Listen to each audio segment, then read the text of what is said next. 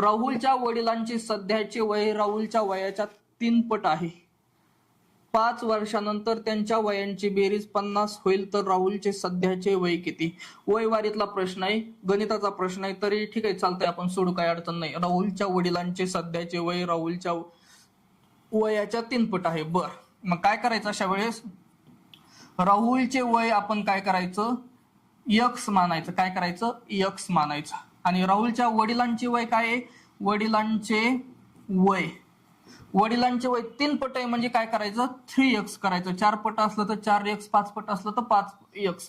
आता 5 वर्षानंतर वय विचारलंय त्यांचं. 5 वर्षानंतर मग काय करायचं?